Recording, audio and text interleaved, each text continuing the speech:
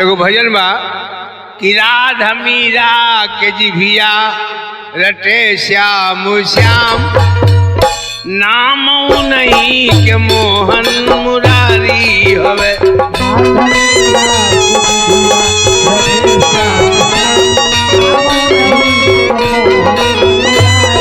राधा मीरा के जिभिया रटे श्याम श्याम नाम नहीं के मोहन मुरारी हवे।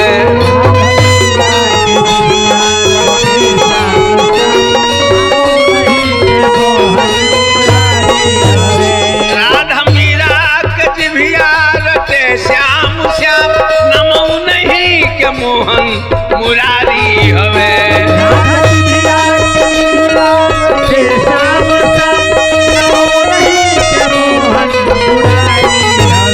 राधा मीरा के जिभिया रटे श्याम श्याम नमऊ नहीं के मोहन मुरारी हवे।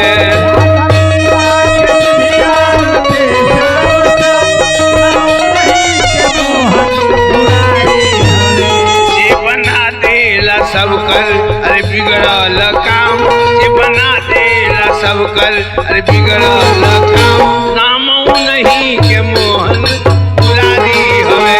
जे बना दे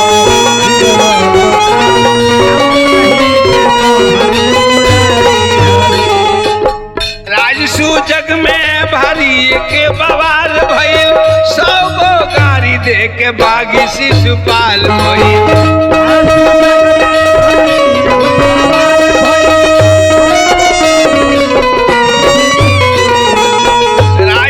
जग में भारी के बवाल भइल 100 गो गाड़ी दे के बागी शिशुपाल भइल।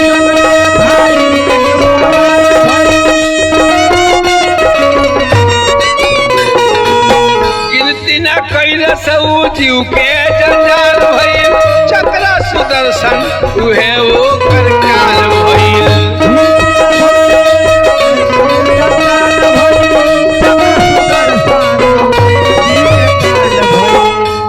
जे दुश्मन के मार के भेजल निज धाम जे दुश्मन के मार के भेजल निज धाम नाम नहीं के मोहन मुरारी हवे।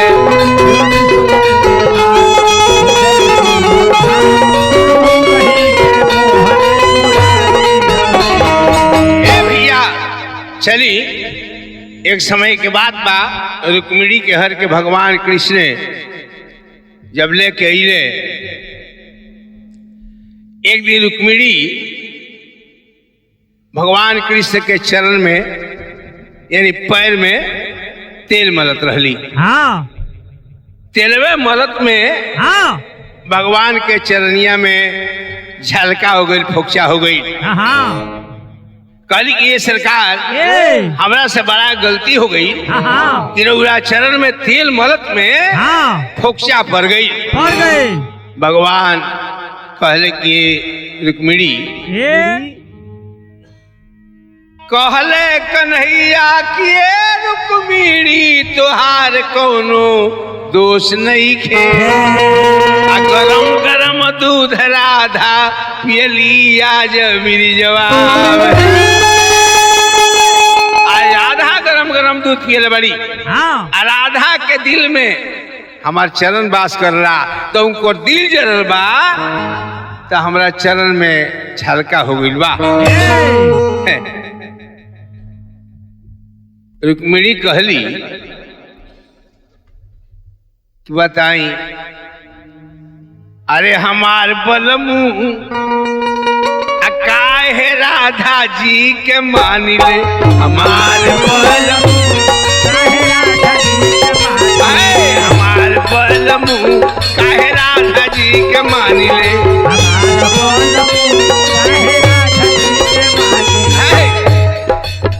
रौरा चरनिया के दासी हम बनीले। रौरा चरनिया के रौरा चरनिया के दासी हम बनीले।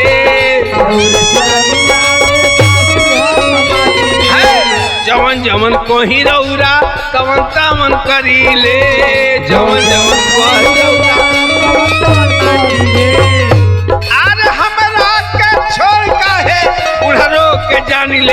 हमारे बलम काहे राधा जी के मान ले। अरे हमरा के छोड़ काहे राधा जी के जान ले, हमारे बलम काहे राधा जी के मान ले।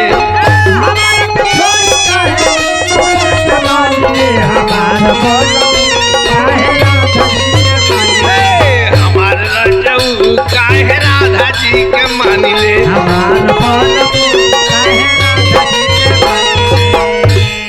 कहले रुक्मिणी के बताई रात दिन रउआ के हम सेवा करीले आ रउआ रात दिन राधा राधा। हाँ बताई तो हमारा के छोड़ के बताई वो उड़हरो के रउआ रात दिन राधा राधा कहिले। हाँ रटीले राधा के बतिया सुन के कान्हा के मन रोए लागल। इतना लोर गिरल की कपड़ा देख के सगरे भिजे लागल। कहला कन्हैया किए रुक्मिणी मत बात चलावो, राधा के हमरा उड़हरो कही के दिल में आग लगावो। राधा हमरा मन के देवी बस गईली उ नस नस में।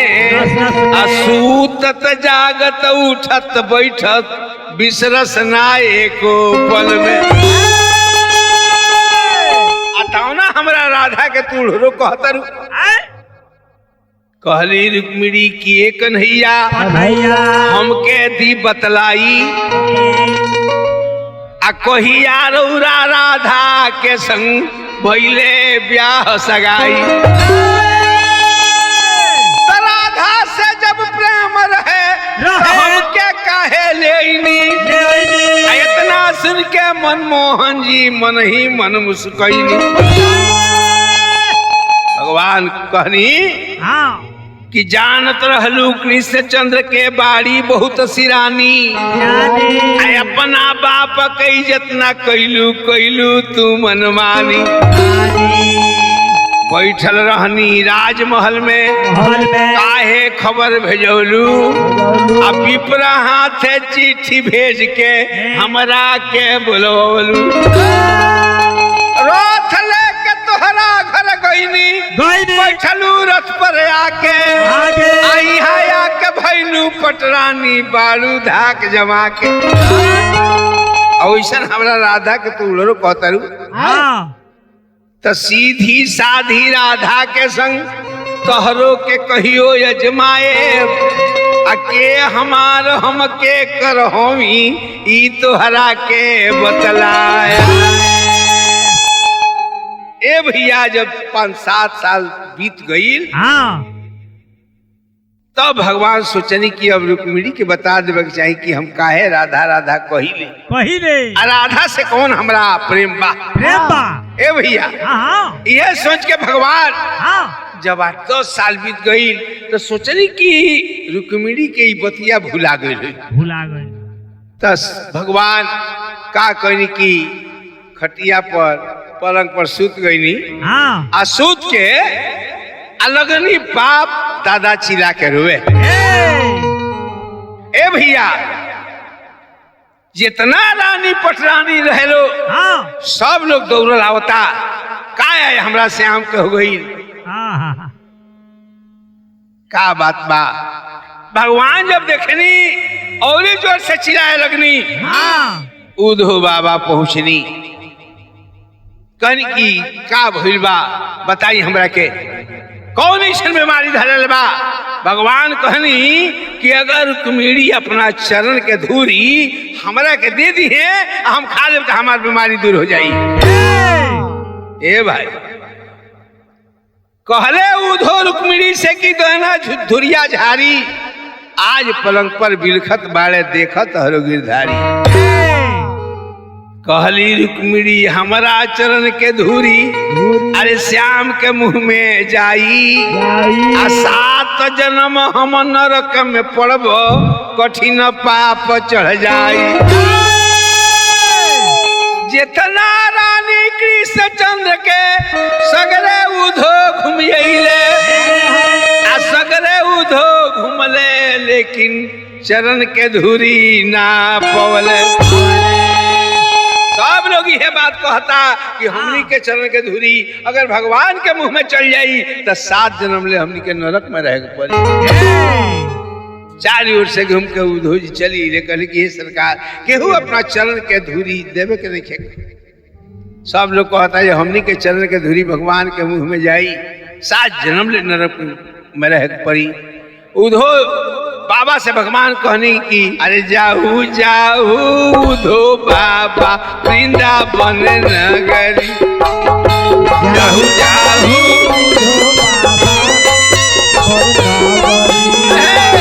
जाहू जाहू उद्धव बाबा वृंदावन नगरी।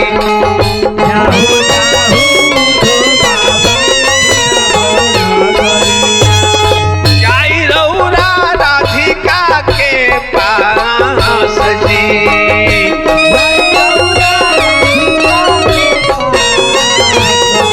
आए जाई रउरा राधिका के पास जी।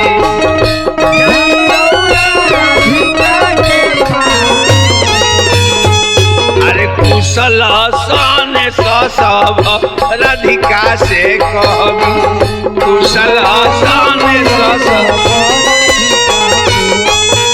बाबा कुशल सन सब राधिका से कहबी।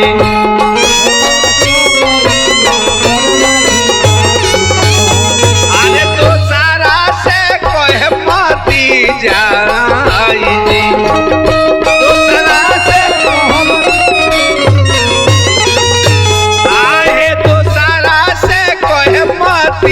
जाई जी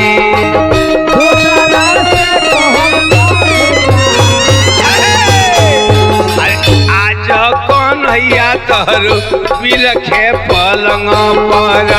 आज कौन हैया अरे आज कौन हैया तोहरो बिलखे पलंग पर।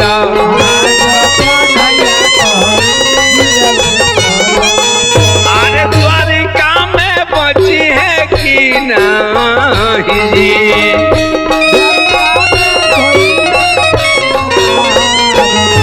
आहे द्वारिका में बची है कि नहीं जी।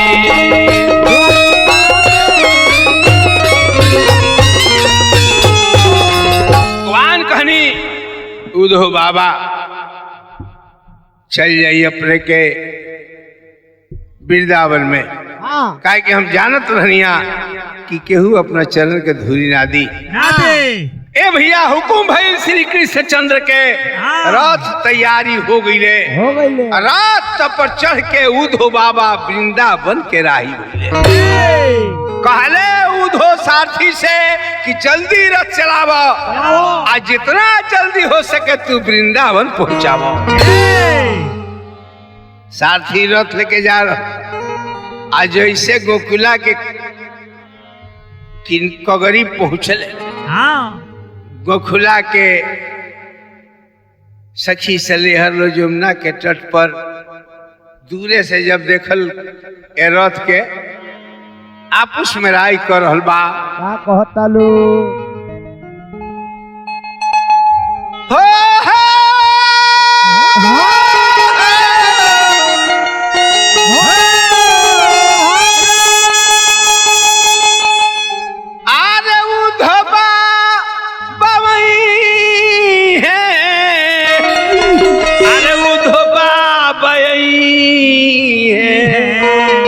कवन संदेश लेके अरे उद्धव बाबा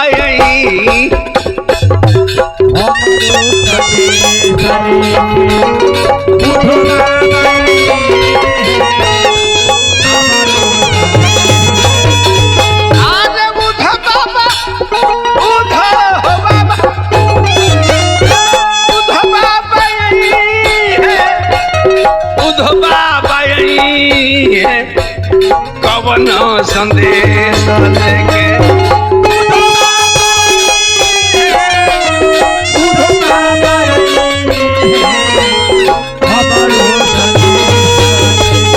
अरे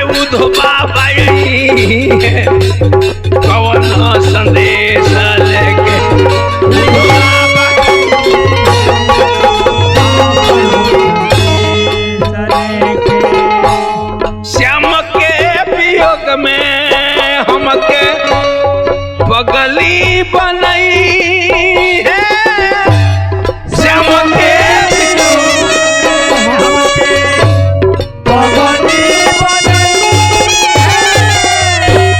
श्याम के वियोग में हमके पगली बनई है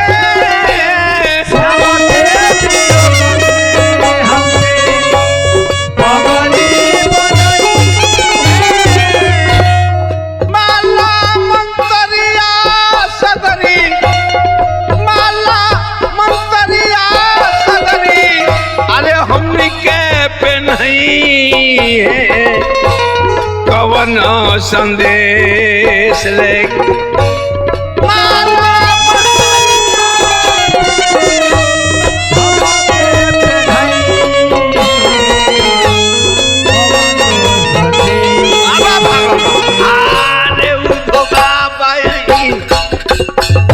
कवन संदेश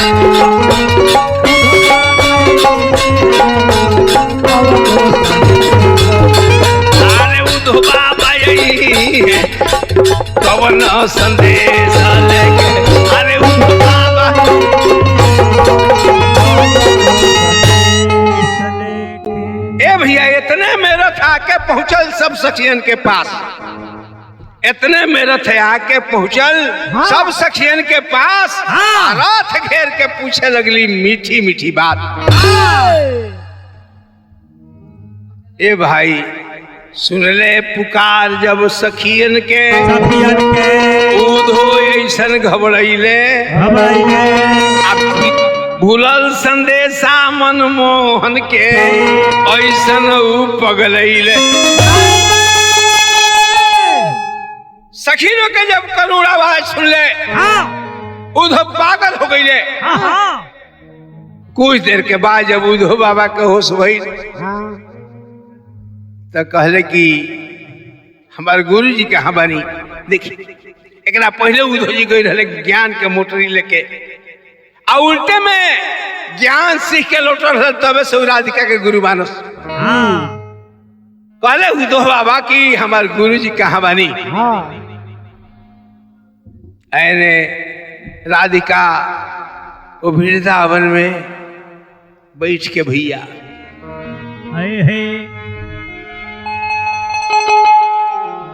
आर बीचा जंगलावा में बैठी तिरियावा एक रोए रही जी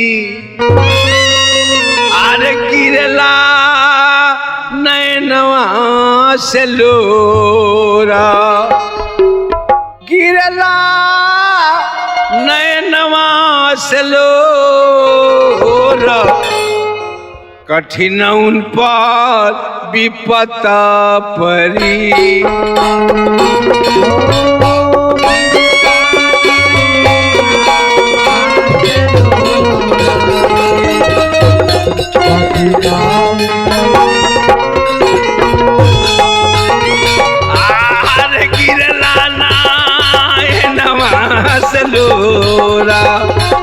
कठिन उन पार विपत पड़ी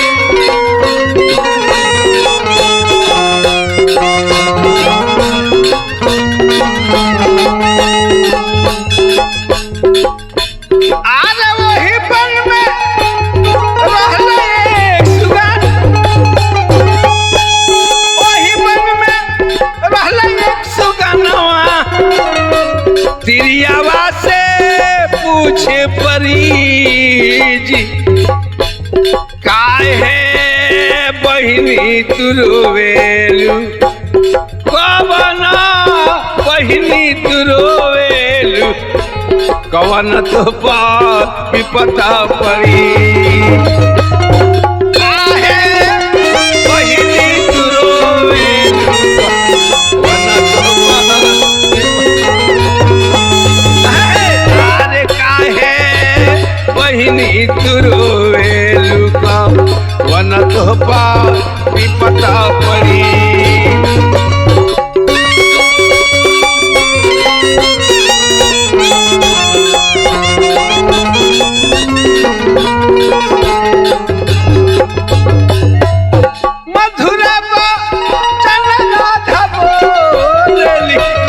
सुन सुगना बात मोरी प्रीतिया के रीत कठोर प्रीतिया के रीत कठोर प्रीतम हमार छोड़े गयो प्रीतिया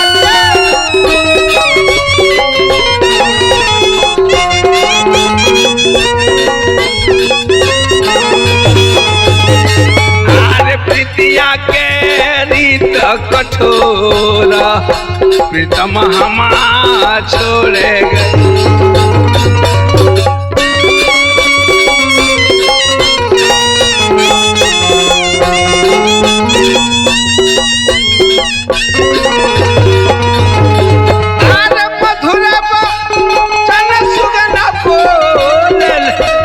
सुन बहिनी बात मोरी जी अरे देखो हो दे आवता संदेश देखो हो दे आवता संदेश उधो बाबा आई देखो हो दे आवता संदेश उधो बाबा आई गयो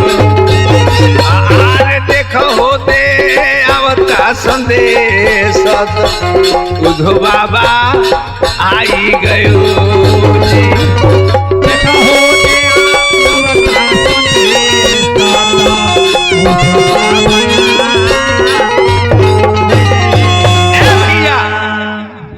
सुगवा कालस की बहन काहे रोता रू कहली राधा ये सुगा प्रीत के रीत बड़ा कठोर होला पूछला सुगवा की तहार प्रीतम कहाँ बसले तो कहली राधिका कि हमार प्रीतम द्वारिका में बसले सुगवा कहलस कि ये बहनी रो मत तारा रोला से ए वृंदावन के पत्ता पत्ता झड़ के गिरल बा देखा हो दे उधो बाबा रहल बड़े तारा प्रीतम के संदेश लेके ए भैया तले उधो बाबा पहुँचले जाके उधो बाबा राधिका के गोड़ पर गिर गईले कहली राधिका उठा के कि उधो हमरा श्याम जी के अरे कौन बा संदेश उधो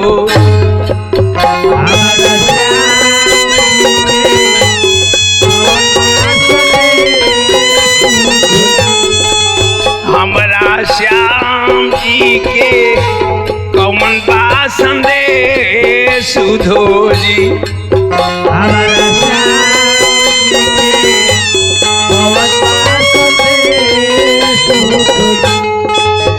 हमरा मानावा में उठेला अकले सुधो जी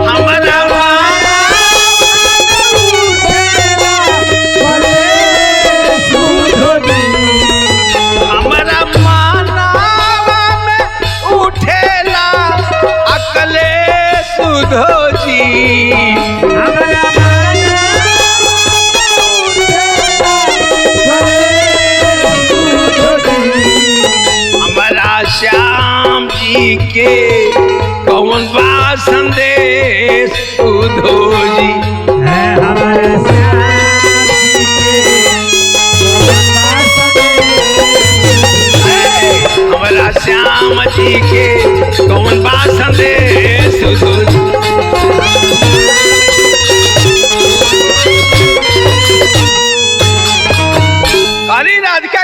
का बात बा कैसन हमारे श्याम बानी उधो बाबा रोवे लगले कहले कि सुनी गुरु हमार बात अब भइल बा बीमारी आज मुरारी जी के अरे द्वारिका पहुंची है कि ना द्वारिका अरे पहुंची है कि ना अरे रौरा लोग हमरा के भेजले बार कहली कि कौन बीमारी हमरा श्याम के हो गइल बा काहे खातिर भेजले बारे का बात बा सारा बात उधो बाबा राधिका से बतौले राधिका बार बार पूछे लगली कि क्या बात बा आखिर बीमारी ठीक कैसे हुई उधो बाबा कहले कि श्याम तारा चरण के धूरी मंगल बड़े राधिका कहली कि 16,108 रानी 8 पटरानी कहले उधो बाबा की केहू अपना चरण के धूरी देवे के ना कहला सब कोई यह कहता कि हमनी के चरण के धूरी अगर भगवान के मुंह में चल जाई तो हमनी के 7 जन्म ले नरक में रह पड़ी काली राधिका की उधो 7 जन्म हम नरक में रहब ई बाटे मंजूर कितनो दानी कंगाल हो जाई बाकी दान करे के बाद हमरा 7 जन्म ले नरक में रह पड़े तो का हो लेकिन हमरा इस चरण के धूरी ले ली आज जल्दी लेके द्वारिका में जाई जैसे हमरा श्याम के प्राण बच जाए ए भैया चरण के धूरी उठा के राधिका देता रही उधो बाबा चरण के धूरी लेके चलल बनी वहां से द्वारिका में लेकिन यह सोचत उधो जी जा रहल बानी कि श्याम तहरो जियल का धीर कार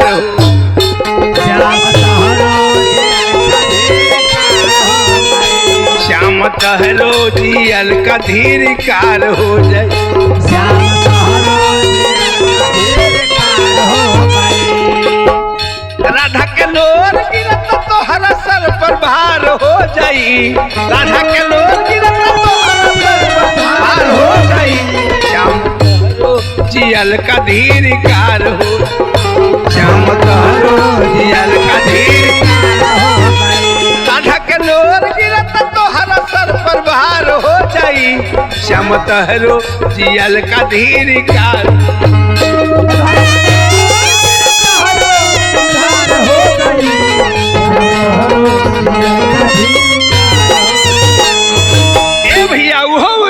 बाबा राधा के चरण के धूरी लेके लेके जब गईले भगवान के लगे कहले कि सरकार आई चरण के धूरी ली कहली है राधिका कि भले हम 7 जन्म ले नरक में रहे ये हमरा मंजूर बा मगर हमरा श्याम के कुछ ना होके चाहिए भगवान रुक्मिणी से कहले कि रुक्मिणी तू वही हमरा राधिका के उड़हरू कहत रहलू आज हमार उड़हरू ना रहती तो हमार प्राण ना बाचित कहली कि सरकार हमरा से बड़ा गलती हो गई भगवान कहली कि ऐसा बोली कबो मत बोली हो राधा हमरा मन के देवी हवी हमरा नस नस में रहली उहे रुक्मिणी क्षमा मंगली भैया कहानी यही जा रह गई हमनी के का कहे के बा इहे कहे के बा आरे नैहर में जब हम रहनी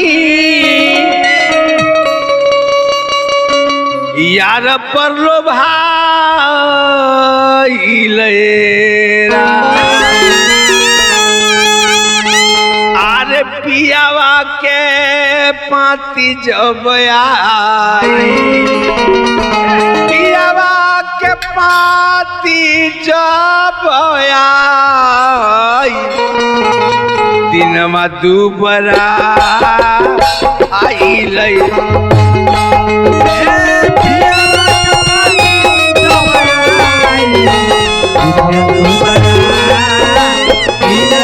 आर पियाबा के पाती जब आइल दिनमा दुबरा आइल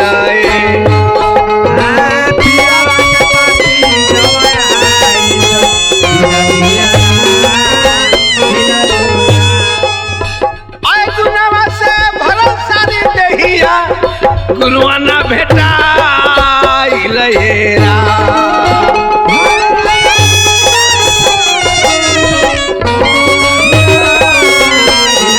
आए गुनावा से भरोसा नहीं देहिया गुरुआ ना भेटा इलेरा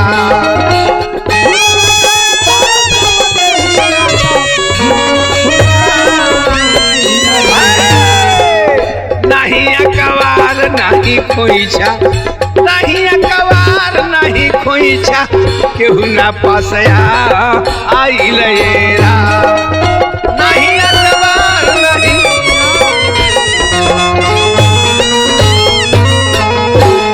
प्रेम से बोलिए आनंद कंद भगवान की जय।